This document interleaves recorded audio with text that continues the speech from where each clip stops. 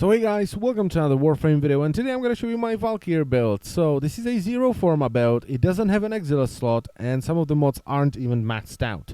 This is mostly due to the fact that I put Forma on weapons rather than frames, and I built frames around just a potato and the increased mod capacity from an aura slot, okay?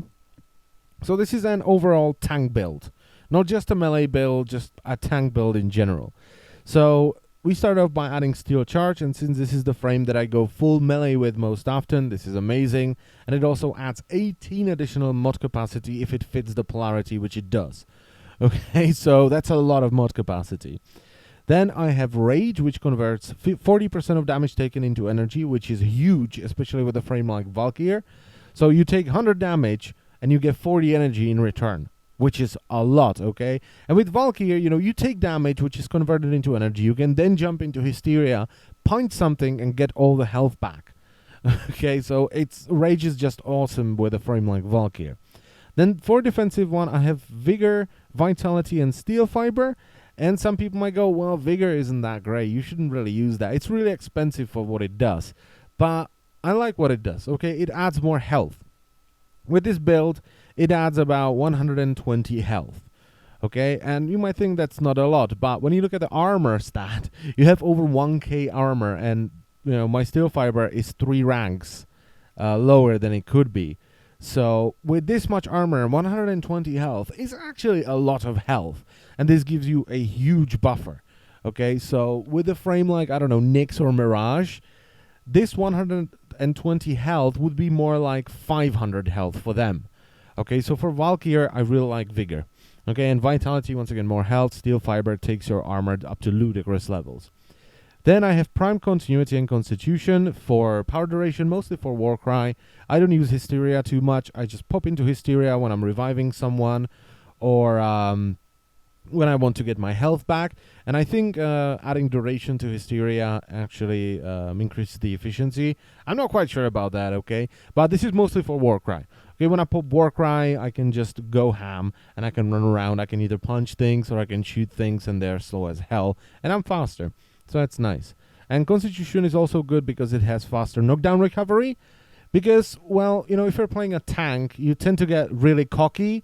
And when you run to like a heavy gunner with a melee weapon that doesn't prevent knockdown, he will bash the ground, you will be knocked down, he will start firing at you, and there might be a bombard hidden somewhere.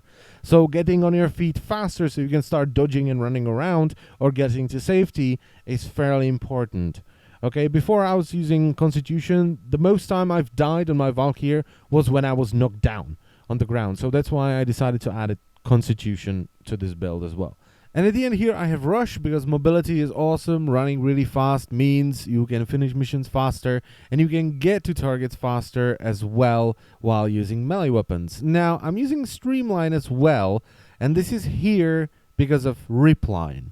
And I know, I can almost hear you say, Ripline? Really? Is Ripline the ability that made you put power efficiency on this build rather than anything else? Yes, it is, because this build was originally designed for Nightmare mode running. Because it's tanky enough to rush past everything and finish the objective, even if you're in no shields vampire mode. And that makes it really cool, but then you have a problem, you're rushing past everything, you're not breaking any containers, which means you're not getting an awful lot of energy. So I had to add efficiency so I can use Ripline more often, which allows me to skip huge rooms and finish the mission faster. And I know Ripline is kind of janky, and sometimes it will catapult you across a room, and other times it won't really do anything, but once you kind of get used to it and you figure out how it works, it can really cut down the time you spend in each mission. Other than that, I just really like this build. Okay, you're just tanky. With Rhino, you have to keep up Iron Skin. With Chroma, you have to keep up buffs. With Frost, you kind of have to be inside your bubble because you're not that tanky. But with Valkyr, you are just tanky. You're just a tank. That's what you are. Okay, you can stand there and you can take damage, and it's not a big deal. And if you take too much damage, you can jump into Hysteria, make yourself immune to damage, and heal yourself with melee attacks. Okay, so you don't even need Life Strike. So yeah, this is just a fun build. It was designed to run Nightmare mode missions, but then I started doing the melee stances spotlight, so I started using it more and more for melee. And yeah, here it finally is. So I thank you very much for watching, and I will see you next time. Bye-bye.